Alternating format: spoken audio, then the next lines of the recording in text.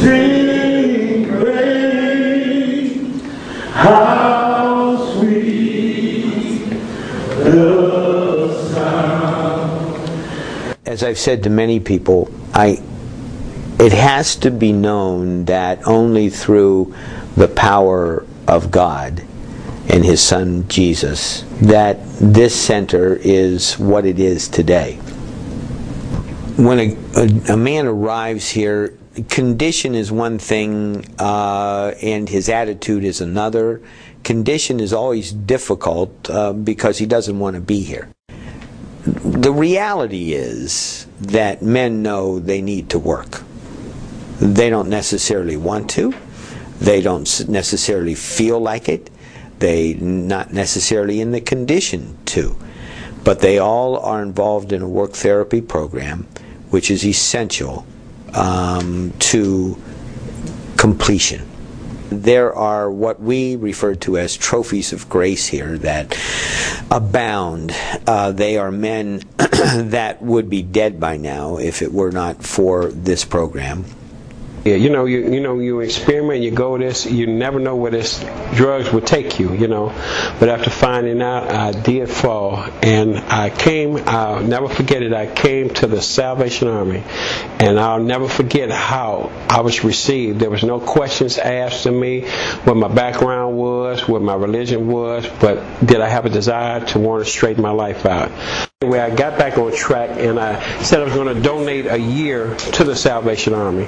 My plans was to give back in any way that I could with the knowledge that I did have in food service. And you know what? I haven't left yet, and that was 13 years ago. So I had plans on, just going on, carrying my career. But, I love the work that I do. And right now, it just seems that God has trained me for what I'm doing all my life. It was in preparation for this to give the highest quality that I could. When my guys graduate this program, if they do very well, I place them within different restaurants without the city. I have friends that are chefs all over the city and suburbs. It's a wonderful thing, I'll tell you something. It's a wonderful thing to really not guess, not imagine, not think, but know that you're where God would have you to be, that this is His perfect will for your life, and you're doing exactly what He would have you to do. I left this time. I knew my family was going to be done with me. They're tired of it. They're tired of me hurting them and myself and just not being a man. I had nowhere to go. I'd lost all my clothes. I lost everything. And I was living on the streets for a week, and just one Monday I spent $1,000 in 4 hours, and I said, I'm done. I decided to do the Salvation Army because you don't have to pay anything to get in. You work. They do provide you with some money, and it is a Christian-based program. So I didn't have to ask my family for anything. What I went through living in the toughest neighborhood in Detroit, Cass Corridor, the toughest drug neighborhood in Detroit, the fights that I got into, the guns that were pulled on me, the situations that arose,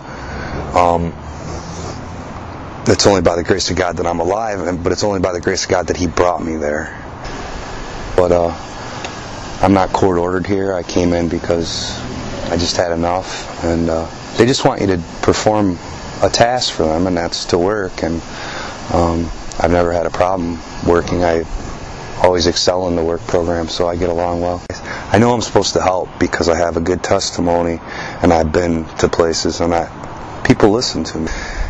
God called me to do something, and He brought me through everything, and I just feel the Salvation Army He brought me here. I'm here for a reason. I truly know that. I think I might be here for a while. I might learn more about the Salvation Army, and maybe I'm meant to help people like me. And my counselor seems to think the same thing.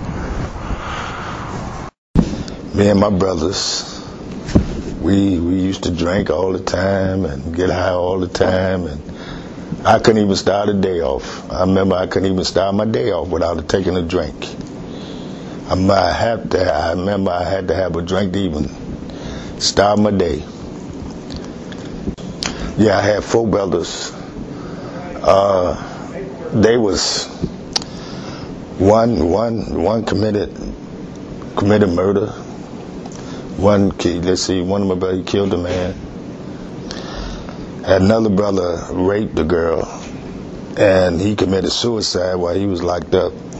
And another brother, he busted a vein or something in his leg for shooting up so much, and it bust, and he bled so much that he died. I was out in the streets, but somehow the Lord was there and He spared me. He spared me. I don't know why or what. He spared me.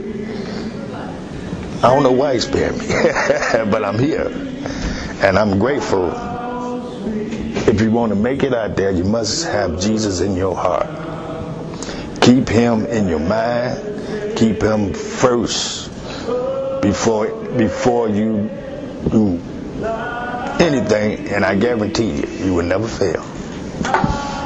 Since I haven't failed since, and I don't think I will. It's because if only way I will fall, if I take my mind and my heart off of Him. If I keep my mind and my heart in Him, I know I'm destined to be great someday. That's what I believe that with my heart. The change is all about, it's not me anymore, it's about Him. And when it's about Him, then lives change. And they change for the good. They always do. Little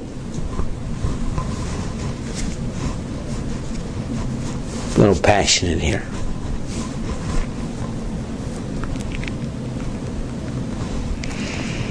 When you experience the results that I've experienced, if it doesn't touch you, you're dead, because it touches you. It makes you different.